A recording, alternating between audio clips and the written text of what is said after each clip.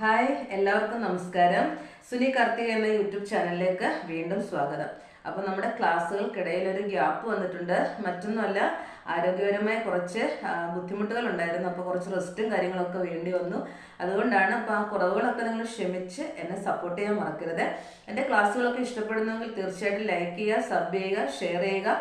അഭിപ്രായങ്ങളൊക്കെ കമൻസ് ആയിട്ട് രേഖപ്പെടുത്താനും മറക്കണ്ട കേട്ടോ. അപ്പോൾ നമുക്ക് നേരെ നമ്മുടെ ക്ലാസ്സിലേക്ക് പോകാം. അപ്പോൾ നമുക്ക് ആർട്ടിക്കിൾസ് എന്താണെന്ന് പഠിക്കാം. സൗണ്ടിന്റെ ഒക്കെ കുറച്ച് പ്രശ്നമുണ്ട് എന്നാലും. അപ്പോൾ the words a and the are called articles. അപ്പൊ ആർട്ടിക്കിൾസ് എന്ന് പറഞ്ഞാൽ എന്തൊക്കെയാണ്? എ ആൻഡ് ദ എന്നീ വേർഡ്സിനെയാണ് നമ്മൾ ആർട്ടിക്കിൾസ് എന്ന് പറയുക.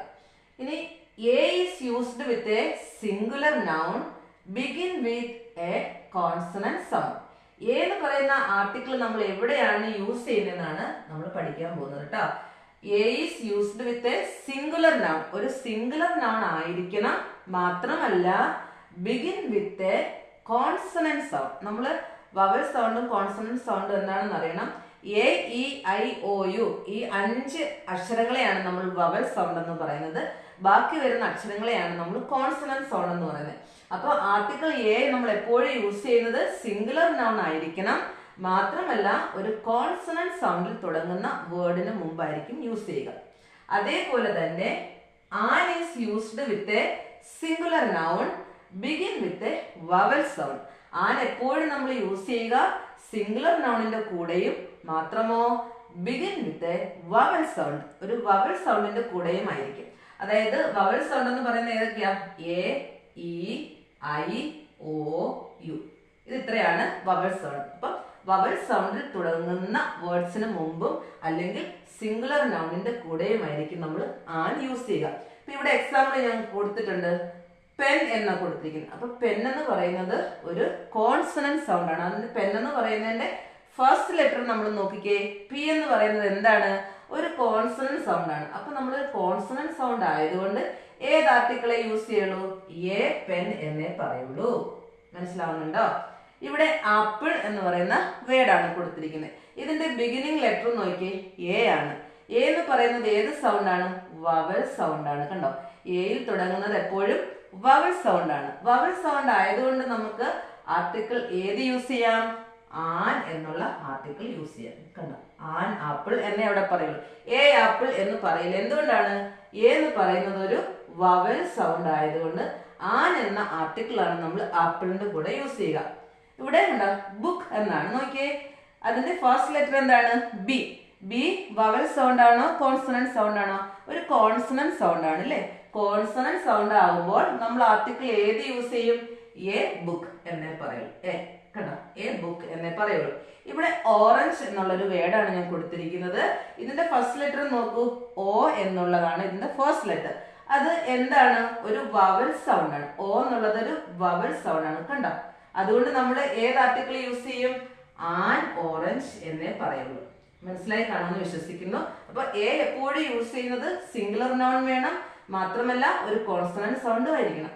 ആൻ എന്ന് പറയുന്ന ആർട്ടിക്കിൾ എപ്പോഴും യൂസ് ചെയ്യുന്നത് സിംഗുലർ നൗണോ ആയിരിക്കണം. മാത്രമല്ല ഒരു വവൽ സൗണ്ടിൽ തുടങ്ങുന്ന വേർഡിന്റെ കൂടെ ആയിരിക്കണം. അപ്പൊ നമ്മൾ ആർട്ടിക്കിൾ ദ എങ്ങനെ യൂസ് ചെയ്യുന്നു എന്ന് നോക്കാം. അപ്പൊ നമ്മള് ആർട്ടിക്കിൾസ് ദ എവിടെയാണ് യൂസ് ചെയ്യുന്നത് നോക്കാം. ഓക്കെ, അപ്പൊ ദ ഈസ് യൂസ്ഡ് അല്ലെങ്കിൽ article the is used before nouns that are one of A kind. One of A kind എന്ന് പറഞ്ഞാൽ എന്താണ്? ഒരേ ഒരു തരത്തിൽ മാത്രമുള്ളത് ഇല്ലേ?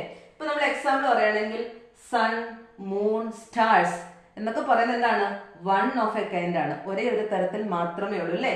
അപ്പൊ അങ്ങനെ വരുന്ന നൗൺസിന്റെ മുമ്പായിട്ട് നമ്മൾ എന്ത് ചേർക്കാം? ദ ചേർക്കാം. എക്സാമ്പിൾ പറയുന്നത് the sun, the moon, the stars എന്നേ നമ്മൾ പറയാറുള്ളൂ. ഓക്കെ, അടുത്ത നോക്കിയേ, article the is used before the names of rivers. നമ്മൾ നദികളുടെ ഒക്കെ പേര് എഴുതുമ്പോൾ നമ്മൾ ഏത് ആർട്ടിക്കിൾ ആണ് യൂസ് ചെയ്യുക? ദ ആണ് യൂസ് ചെയ്യുക. എക്സാമ്പിൾ നോക്കിയേ, the Ganga, the Yamuna, the Brahmaputra അങ്ങനെയാണ് നമ്മൾ പറയുക. ഓക്കെ, അടുത്ത നോക്കിയേ, ആർട്ടിക്കിൾ ദ നമ്മൾ അടുത്ത് എവിടെ യൂസ് ചെയ്യുക? Names of mountains. പർവ്വതങ്ങളുടെ ഒക്കെ പേരെഴുതുമ്പോൾ അതിന് മുമ്പായിട്ട് നമ്മൾ ഏത് ആർട്ടിക്കിൾ ആണ് യൂസ് ചെയ്യുക? ദ ആണ് യൂസ് ചെയ്യുക. എക്സാമ്പിൾ നോക്കിയേ, ദ ഹിമാലയാസ്, ഇത് ആൽപ്സ് എന്നേ പറയുള്ളൂ. അപ്പൊ ഈ 3 പോയിന്റ് ഓർത്ത് വെക്കുക. ആദ്യം നമ്മൾ ദ എന്നുള്ള ആർട്ടിക്കിൾ യൂസ് ചെയ്യുന്നത് എപ്പോഴാണ്? വൺ ഓഫ് എ കൈൻഡ് അങ്ങനെ വരുന്ന നൗൺസിന്റെ മുമ്പിലാണ് the sun, the moon, the stars എന്നേ പറയുള്ളൂ. അടുത്തതോ നെയിംസ് ഓഫ് റിവേഴ്സ്, നദികളുടെ പേര് എഴുതുമ്പോൾ ദ ഗംഗ, ദ യമുന എന്നാണ് പറയുക. അടുത്തതോ നെയിംസ് ഓഫ് മൗണ്ടൻസ്, പർവ്വതങ്ങളുടെ പേര് എഴുതുമ്പോൾ നമ്മൾ ദ എന്നുള്ള ആർട്ടിക്കിൾ ആണ് യൂസ് ചെയ്യുക. ദ ഹിമാലയാസ്, ദ ആൽപ്സ് എന്നേ പറയുള്ളൂ. അപ്പൊ നമുക്ക് അടുത്ത പോയിന്റ് നോക്കാം. അപ്പൊ ആർട്ടിക്കിൾ ദ നമ്മൾ ഇനി വേറെ എവിടെ യൂസ് ചെയ്യാന്നുള്ളത് നോക്കാം. അടുത്ത പോയിന്റ് നോക്കിയേ, the is used in names of holy books. നമ്മൾ ഹോളി ബുക്സിന്റെ ഒക്കെ പേര് എഴുതും. എന്താണ് ഹോളി ബുക്സ്? നമ്മുടെ ബൈബിള്, ഭഗവത്ഗീത ഒക്കെ നമ്മൾ കേട്ടിട്ടില്ലേ? അപ്പൊ അതിനെയൊക്കെയാണ് നമ്മൾ ഹോളി ബുക്സ് എന്ന് പറയാം കേട്ടോ. അപ്പൊ അതിന്റെയൊക്കെ പേരിന് മുമ്പായിട്ട് നമ്മൾ ഏത് ആർട്ടിക്കിൾ ആണ് യൂസ് ചെയ്യുന്നത്? ദ ആണ് കേട്ടോ. Names of holy books. Example നോക്കിയേ, the Bible, the Gita means ഭഗവത്ഗീതയാണ് ഉദ്ദേശിക്കുന്നത് കേട്ടോ. അപ്പൊ നെയിംസ് ഓഫ് ഹോളി ബുക്സിന്റെ ഒക്കെ മുന്നേ നമ്മൾ ആർട്ടിക്കിൾ ദ ആണ് യൂസ് ചെയ്യുക. അടുത്ത നോക്കിയേ, നെയിംസ് ഓഫ് ഫേമസ് ബിൽഡിങ്സ്, വളരെ പ്രശസ്തമായിട്ടുള്ള ബിൽഡിങ്സിന്റെ ഒക്കെ പേര് എഴുതുമ്പോൾ നമ്മൾ ഏത് ആർട്ടിക്കിളാണ് യൂസ് ചെയ്യുക? ദ എന്ന ആർട്ടിക്കിൾ ആണ് യൂസ് ചെയ്യുക. എക്സാമ്പിൾ നോക്കിയേ, the Taj Mahal, the red fort എന്നേ നമ്മൾ പറയുള്ളൂ. നെക്സ്റ്റ് പോയിന്റ് നോക്കിയേ, ആർട്ടിക്കിൾസ് ദ നമ്മൾ എവിടെയാണ് യൂസ് ചെയ്യുന്നത്? Nouns that are already talk about, നമ്മൾ ഓൾറെഡി പറഞ്ഞു വെച്ചിരിക്കുന്ന ഒരു നൗണിന് മുമ്പായിട്ട് നമ്മൾ ഏത് ആർട്ടിക്കിളാണ് യൂസ് ചെയ്യുന്നത്?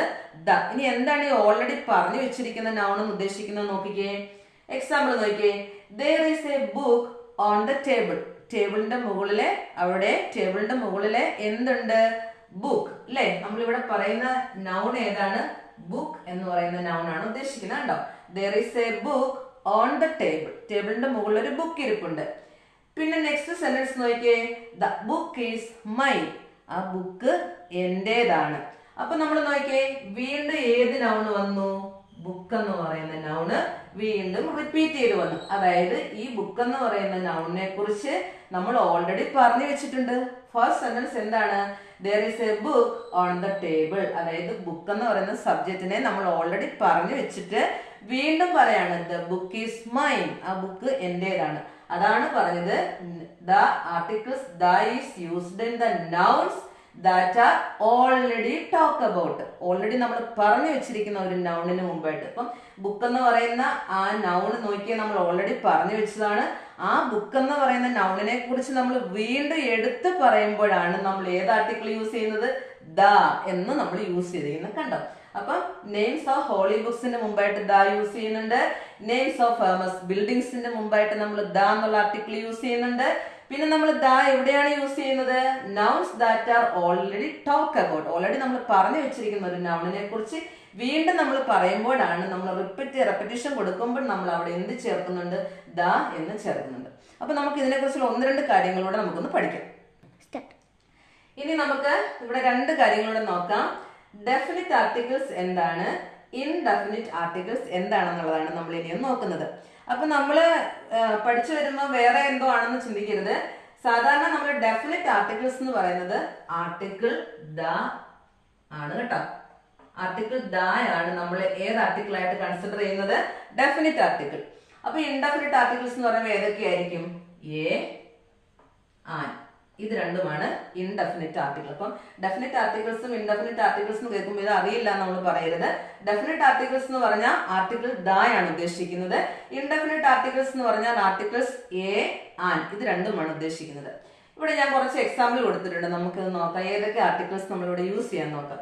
ഇവിടെ ആദ്യം കൊടുത്തിരിക്കുന്നത് മാൻ എന്നാണ്. ഇവിടെ ഏത് ആർട്ടിക്കിൾസ് യൂസ് ചെയ്യാം? നമ്മൾ ഇതിന്റെ ഫസ്റ്റ് ലെറ്റർ നോക്കിയേ. ഇതൊരു ഏത് സൗണ്ട് ആണ്? കോൺസണന്റ് സൗണ്ട് ആണ്. നമ്മൾ പഠിച്ചു കഴിഞ്ഞു കോൺസണന്റ് സൗണ്ട് വരുമ്പോൾ നമ്മൾ ഏത് ആർട്ടിക്കിൾസ് യൂസ് ചെയ്യും? എ. കണ്ടോ? എ മാൻ എന്നേ പറയൂ അല്ലെ, ആൻ മാൻ എന്ന് നമ്മൾ പറയില്ല. അപ്പൊ നമ്മൾ ഇവിടുത്തെ ഫസ്റ്റ് ലെറ്റർ നമ്മൾ നോക്കണം. ഇതൊരു കോൺസണന്റ് ലെറ്റർ ആണ് അല്ലെ, അപ്പൊ എ ആണ് ചേർക്കുന്നത്. A man. ഇവിടെ നോക്കിക്കേ, ഇവിടെ ഓ എന്നുള്ളത് എന്താണ്? ഒരു വവൽ സൗണ്ട് ആണ്. അതുകൊണ്ട് നമ്മൾ ഏത് ആർട്ടിക്കിൾ യൂസ് ചെയ്യണം? വവൽ സൗണ്ട് വരുമ്പോൾ ആൻ ചേർക്കണം. ആൻ ഓക്സ് എന്നേ പറയുള്ളൂ, എ ഓക്സ് എന്ന് പറയൂല. ഓക്കെ. അടുത്ത നോക്കിയേ, മൂൺ. ഇതിന്റെ പ്രത്യേകം നമ്മൾ പഠിച്ചാണ്, വൺ ഓഫ് എ കൈൻഡ് ആണ്. അപ്പൊ നമ്മള് മൂൺ, സൺ, മൂൺ എന്നൊക്കെ വരുമ്പോൾ നമ്മൾ ഏത് ആർട്ടിക്കിൾ യൂസ് ചെയ്യണം? ദ മൂൺ എന്നേ പറയുള്ളൂ. അല്ലാതെ എ മൂൺ, ആൻ മൂൺ എന്നൊന്നും പറയില്ല. എങ്ങനെ പറയുള്ളൂ? ദ മൂൺ എന്നേ പറയുള്ളൂ. നെക്സ്റ്റ് നോക്കിയേ, ബൈബിൾ. അതൊരു ഹോളി ബുക്കിന്റെ പേരാണ് അല്ലേ. അപ്പൊ നമ്മൾ ഹോളി ബുക്കിന്റെ പേര് പറയുമ്പോൾ നമ്മൾ എന്ത് ചെയ്യണം? ദ ബൈബിൾ എന്നേ പറയുള്ളൂ. ഇവിടെ നെക്സ്റ്റ് വേർഡ് നോക്കിയേ, ഇറേസർ എന്നുള്ളൊരു വേർഡാണ്. ഇതിന്റെ ഫസ്റ്റ് ലെറ്റർ നോക്കിയേ, ഇത് ഏത് സൗണ്ട് ആണ്? വവൽ സൗണ്ട് ആണ്. വവൽ സൗണ്ട് വരുമ്പോൾ നമ്മൾ എപ്പോഴും ഏതാണ് ചേർക്കുക? ആൻ എന്ന ആർട്ടിക്കിൾ ആണ്. ആൻ ഇറേസർ എന്നേ പറയുള്ളൂ. ഇവിടെ നോക്കിയ ഫാൻ എന്ന് പറയുന്ന വേർഡാണ്. അതിന്റെ ഫസ്റ്റ് ലെറ്റർ ഏതാണ്? എഫ് ആണ്. എഫ് ഒരു കോൺസണന്റ് സൗണ്ട് ആയതുകൊണ്ട് എ ഫാൻ എന്നാണ് നമ്മൾ പറയുക. ഇവിടെ അറേബ്യൻ സീ, അറേബ്യൻ സീ എന്നൊക്കെ പറയുമ്പോൾ നമ്മൾ ഏത് ആർട്ടിക്കിൾ യൂസ് ചെയ്യണം? ദ അറേബ്യൻ സീ എന്നേ പറയുള്ളൂ. അതുപോലെ സൺ എന്നാണ് കൊടുത്തിരിക്കുന്നത്. സണ്ണിന്റെ കൂടെ നമ്മൾ ദ സൺ എന്നേ പറയുള്ളൂ. ദ സൺ എന്നേ പറയുള്ളൂ.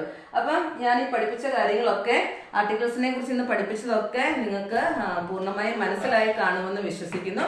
അപ്പോൾ അടുത്ത ക്ലാസ്സിലെ അടുത്തൊരു സബ്ജക്റ്റുമായി വരുന്നവരേക്കും എല്ലാവർക്കും താങ്ക് യു ആൻഡ് ബൈ.